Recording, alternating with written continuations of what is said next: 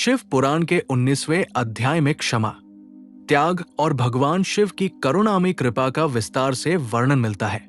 इस अध्याय में यह बताया गया है कि मनुष्य के जीवन में क्षमा का गुण अत्यंत आवश्यक है। जो व्यक्ति दूसरों की गलतियों को क्षमा कर देता है, उसका हृदय हल्का और निर्मल हो जाता है। क्षमा से मन में शांति आती है और द्वेष समाप्त होता है। भगवान शिव स्वयं क्षमा के प्रतीक है, जो अपने भक्तों के अपराधों को भी सहज भाव से स्वीकार कर उन्हें सुधार का अवसर देते हैं। इस अध्याय में त्याग की महिमा का भी वर्णन है। त्याग का अर्थ केवल भौतिक वस्तुओं का परित्याग नहीं, बल्कि मन के अहंकार, लोभ और क्रोध का त्याग है।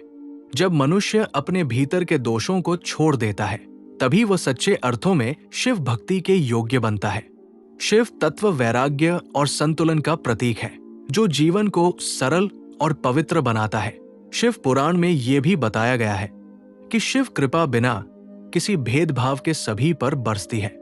वे गरीब धनी, ज्ञानी अज्ञानी में अंतर नहीं करते। जो भी श्रद्धा और सच्चे मन से उनका स्मरण करता है, वो उनकी कृपा का अधिकारी बन जाता है।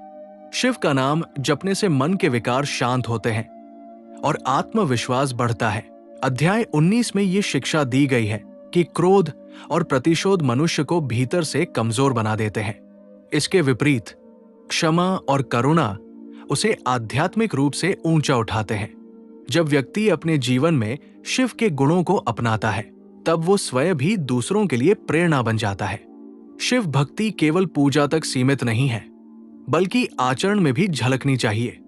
इस अध्याय में यह भी बताया गया है कि जीवन में आने वाली कठिनाइयां हमें धैर्य और विनम्रता सिखाती है। जो व्यक्ति हर परिस्थिति में शिव पर विश्वास रखता है, वो अंततः विजयी होता है। शिव अपने भक्तों को कभी अकेला नहीं छोड़ते और समय आने पर उनकी रक्षा अवश्य करते हैं। अंत में ये संदेश दिया गया है कि क्षमा, त्याग और श्रद्धा के मार्ग पर चलकर ही मनुष्य शिव कृपा का अनुभव कर सकता है। जब हृदय से अहंकार मिट जाता है और प्रेम का उदय होता है, तब जीवन दिव्य हो उठता है। यही शिव पुराण के 19वें अध्याय का सार है, जो मानव को करुणा और समर्पण के मार्ग पर चलने की प्रेरणा देता है।